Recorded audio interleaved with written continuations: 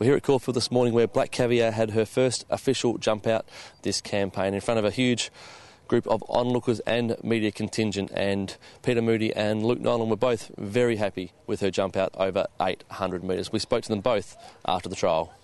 She had a nice gallop out in the course proper. It was good, action was good, pulling up, having a nice blow, so no, she's pretty much where we want her.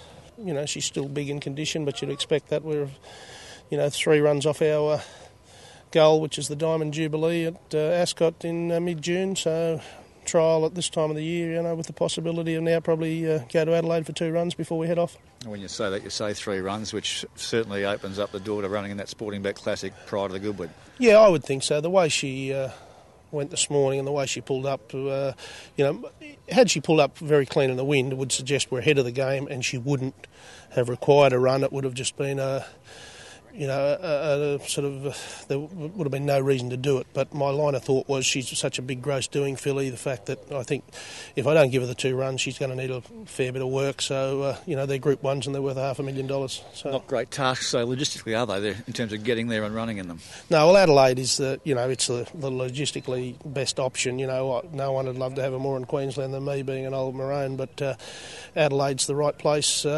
She's got 2 short trips, about 7.5 hours on the truck to get there, and she'll come straight home and then go back for the second one, and then gives her about a 3-week window before she heads off overseas. Have you learnt much from your previous trips in terms of preparing her for this one? Yeah, I need a faster horse. No, listen, it's a pretty straightforward exercise. There's no quarantine going in over there, and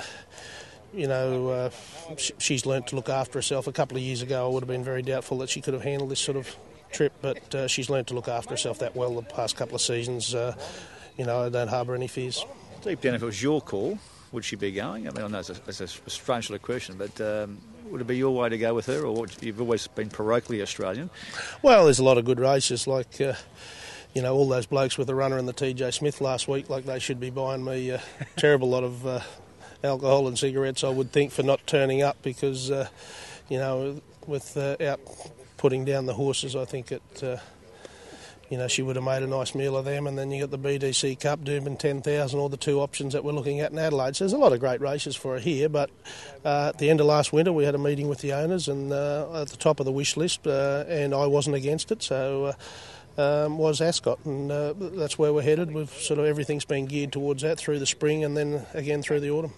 Would Ascot include extension to July Cup for those trying to make travel plans, that is? So what's the ideas post the Diamond Jubilee?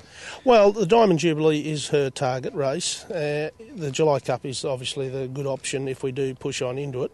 But bearing in mind anything we go into beyond Ascot probably has some bearing on having her back here in the spring. And I, for one, am very keen to see her back here in the spring with the Manikato now penciled in on Cox Plate Day or Cox Plate Eve, whenever it may be, and the Patnack for a 3rd year, and then maybe the possibility of Hong Kong. So, the further we go into a European campaign would impact on whether, if and when she does race in Australia again. Look, she's there for a solid gallop, and she had one, came through good in the wind.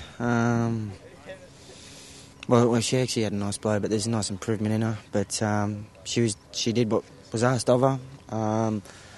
Had a couple of comments from riders behind me thinking it was a better trial than she performed here last time, but I think she's about the same, so doesn't have to improve, just has to stay the same, and should be in for a good prep, hopefully.